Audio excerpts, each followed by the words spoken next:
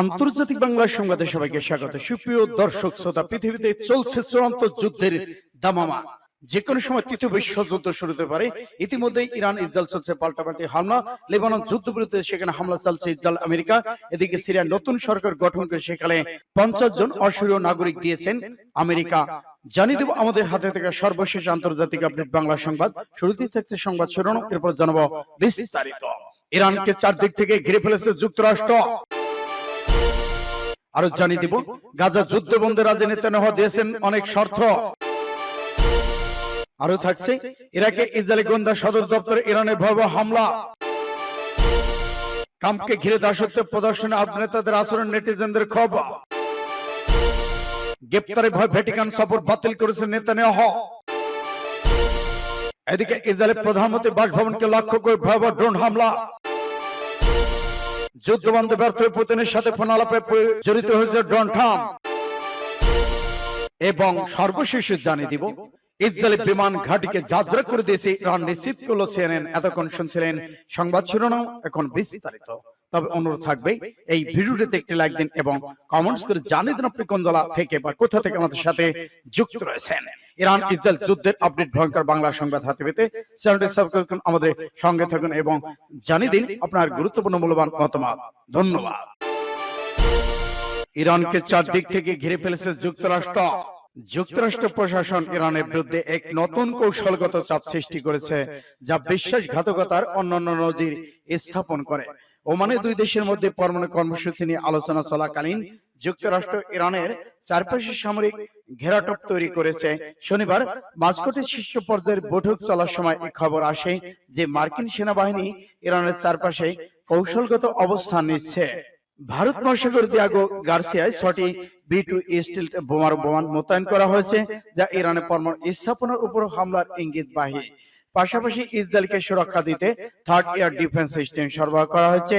মধ্যপ্রাচ্যে যুক্তরাষ্ট্রের দ্বিতীয় বিমানবাহী রণতরী USS কার্ল ভিনসন পাঠানো হয়েছে, যা 90টি ফাইটার জেট এবং হেলিকপ্টার সহ 6000 নৌসেনা অবস্থান করছে।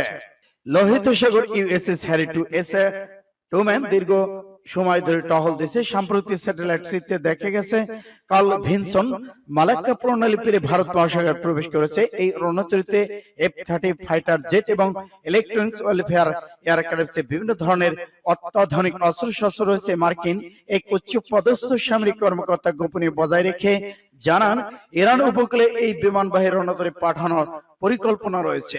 এসব কিছু ঘটছে ঠিক সেই মুহূর্তে যখন পরমাণু চুক্তি পুনর্বহাল আলোচনা চলছে।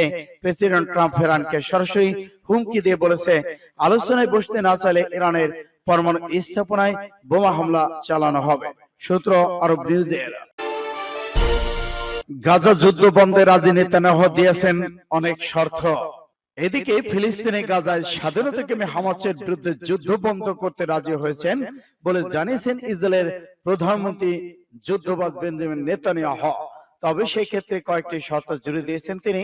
স্থায়ী যুদ্ধবিরতি চালিয়ে হামাসের সব সদস্যকে গাজা ছেড়ে চলে যাওয়ার শর্ত দিয়েছেন তিনি।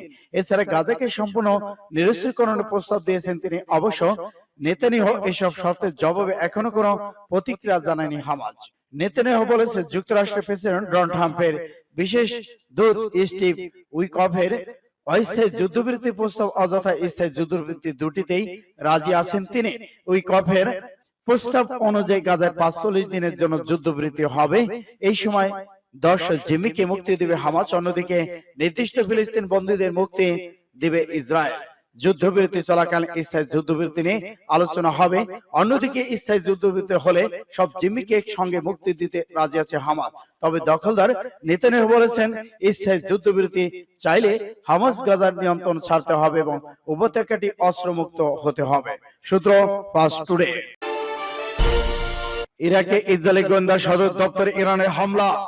ইরাকের আধা স্বায়ত্তশাসিত কুর্দিস্তান অঞ্চলে ইসরায়েলি গোয়েন্দা সংস্থার মোসাদের সদর দপ্তরে হামলা চালিয়েছে ইরানের রেভলিউশনারি গার্ডস। একই সঙ্গে সিরিয়াতে IS এর বিরুদ্ধে ক্ষেপণাস্ত্র হামলা চালিয়েছে বলে দাবি করেছেন ইরানের এই এলিট ফোর্সটি।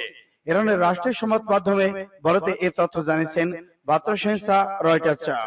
প্রতিবেদন বলা হয়েছে, গত 7 অক্টোবর ফিলিস্তিনি স্বাধীনতাকামী গোষ্ঠী হামাসের সঙ্গে ইসরায়েলের যুদ্ধ শুরু হওয়ার পর থেকে লেবানন, সিরিয়া, ইরাক এবং ইয়েমেন থেকে ইরানের মিত্র এই সংঘাতে জড়িয়ে পড়েছেন। এই সংঘাত এখন মধ্যপ্রাচ্য জুড়ে ছড়িয়ে পড়েছে নিয়ে উদ্বেগের মধ্যেই এই হামলার ঘটনা ঘটল। ইরাকের কুর্দিস্তানের রাজধানী ইরবিলে যুক্তরাষ্ট্রের কনসুলেটের কাছে একটি আবাসিক এলাকায় হামলাটি হয় বলে জানিয়েছেন রয়টার্স। ইরানের রেভলিউশনারি গার্ড কাছে এক বিবৃতিতে বলেছে, জায়নিস্টদের সাম্প্রতিক হামলা গার্ডের কমান্ডোদের হত্যার প্রতিবাদে ইসরায়েলি গুপ্তচর বাহিনী মোসাদের সদর দপ্তরে ব্যালিস্টিক ক্ষেপণাস্ত্র হামলা চালিয়েছে। এতে কার্যালয় ধ্বংস হয়ে গেছে। সূত্র ইন্ডিয়া টুডে। ট্রাম্পকে ঘিরে দাসত্বের প্রদর্শনী, আরব নেতাদের আচরণ, নেটিজেনদের খবর। 3 আরব দেশের নেতাদের পক্ষ থেকে মার্কিন প্রেসিডেন্ট ডোনাল্ড ট্রাম্পকে দেওয়া $1 মিলিয়ন উপহার সামগ্রী নিয়ে সামাজিক মাধ্যম এক্সের ব্যাপক প্রতিক্রিয়া সৃষ্টি হয়েছে। ডোনাল্ড ট্রাম্প 13 থেকে 16 মে সৌদি আরব, কাতার, যুক্তরাষ্ট্র আরব আমিরাত সফর করেছেন। সফরকালে দেশগুলোর শতকরা শাসকরা কূটনৈতিক নীতিতে বাইরে গিয়ে ট্রাম্পকে নজিরবিহীন মূল্যবান সামগ্রী উপহার দিয়ে অভ্যর্থনা জানান। পাসটুডে প্রতিবেদনে বলা হয়েছে, একজন ব্যবহারকারী দিমা হেলওয়ানি ট্রাম্পের আমিরাত সফরে একটি ভিডিও শেয়ার করে লিখেছেন, এটি কোনো অভ্যর্থনা অনুষ্ঠান নয়, এটা হলো দাসত্বের একটি সস্তা নাটক। ট্রাম্পকে একটি মুসলিম আরব ভূমিতে খোলা চুলের নারীদের নাচ দিয়ে জাহেলি যুগের মতো স্বাগত জানানো হচ্ছে, যেখানে গাজায় নারী, শিশু, পুরুষদের রক্ত এখনো ঝরছে। কাতার ট্রাম্পকে আকাশে একটি প্রাসাদ, বিলাসবহুল বোয়িং 747 উপহার দিয়েছে, অথচ ট্রাম্প ইসরায়েলকে সমর্থন দিয়ে গাজায় আরবদের গণহত্যা চালাতে সাহায্য করছে। যেসব নিরীহ মানুষের আরব নেতাদের উদারতা শূন্য। গ্রেপ্তারে ভয় ভ্যাটিকান সফর বাতিল করলেন নেতানিয়াহু। গ্রেপ্তার হওয়ার ভয় ভ্যাটিকান নতুন পোপের অভিষেক অনুষ্ঠানে যোগ দেওয়ার সিদ্ধান্ত বাতিল করে দিয়েছেন ইসরায়েলের প্রধানমন্ত্রী বেনিয়ামিন নেতানিয়াহু। আগামীকাল ভ্যাটিকান পোপ লিও চতুর্দশের অভিষেকে তার অংশ নেওয়ার কথা ছিল। প্রতিবেদনে বলা হয়েছে, আন্তর্জাতিক ফৌজদারি আদালত আইসিসি এর জারি করা গ্রেপ্তারি পরোয়ানার কারণে তিনি এই সফর বাতিল করে দিয়েছেন।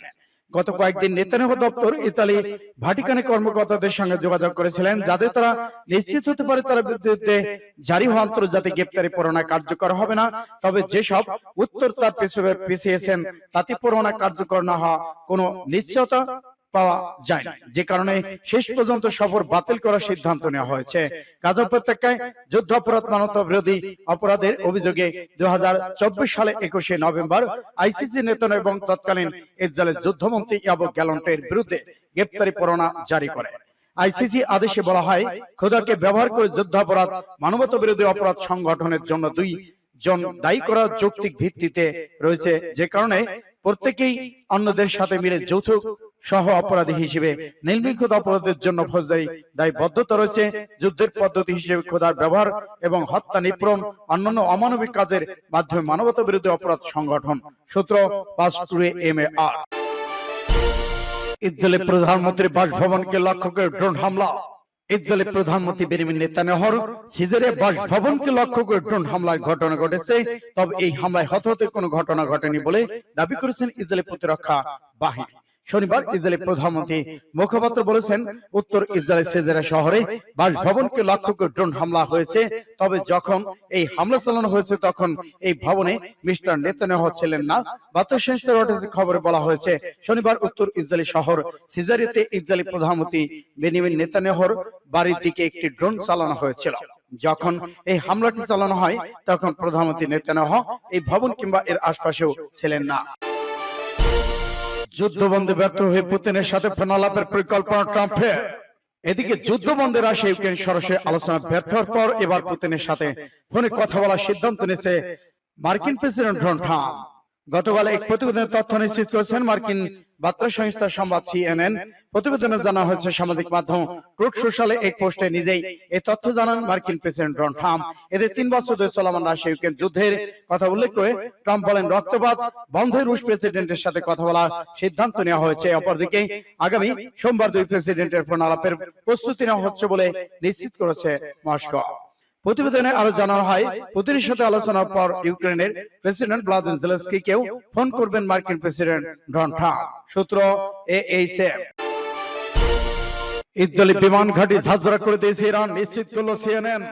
দখলদার ইসরায়েলের সামরিক অবকাঠামোকে লক্ষ্য করে মঙ্গলবার রাতে ব্যাপক হামলা চালিয়েছে ইরান। এর মধ্যে অন্যতম নেভাটি বিমান ঘাঁটি যুক্তরাষ্ট্রের সংবাদ সিএনএন হামলার ভিডিও বিশ্লেষণ করে জানিয়েছেন, নেভাটিভ ঘাঁটিতে অন্তত কয়েকটা ডজন মিসাইল ছুড়েছে ইরান, যেগুলো একের পর এক ঘাঁটিতে আঘাত হানতে সক্ষম হয়েছে। সংবাদ মাধ্যমটি জানিয়েছে, তার যে দুটি ভিডিও বিশ্লেষণ করেছে সেগুলোর মধ্যে একটি ধারণা করা হচ্ছে আরাতো আর নাকাব শহর থেকে একটি বিমান ঘাঁটির দক্ষিণ দিকে অবস্থিত। ভিডিওতে যেসব ভবন দেখা গেছে সেগুলোর সঙ্গে পুরনো ছবির সাদৃশ্যতা খুঁজে পেয়ে সিএনএন নিশ্চিত করেছেন ভিডিওটি ঘাটির পাশ থেকে ধারণা করা হয়েছে। এদিকে আকাশের উপর দিকে ধরে রাখা ক্যামেরায় ধরা পড়েছে কয়েক ডজন মিসাইল এই ঘাটের উপর পড়েছে। এই সময় সেখানে সাইরেন বাজছিল। ওই সময় আরো দেখা যায় মিসাইল ঠেকানোর একটি প্রতিরোধী মিসাইল ব্যাটারি থেকে ছুড়ছে ইসরায়েলি বাহিনী। এছাড়া ঘাটির কন্ট্রোল টাওয়ার ভিডিওতে দেখা যাচ্ছিল ঠিক তখনই ঘাটিতে মিসাইল পড়তে থাকে এবং সেগুলো বিস্ফোরিত হতে থাকে। এরপর একের পর এক ঘাটি থেকে ধোঁয়ার কুণ্ডলী বের হওয়া শুরু হয়। তখন এই ঘাটিতে একের পর এক মিসাইল পড়তে থেকেও বিস্ফোরিত হতে থাকে।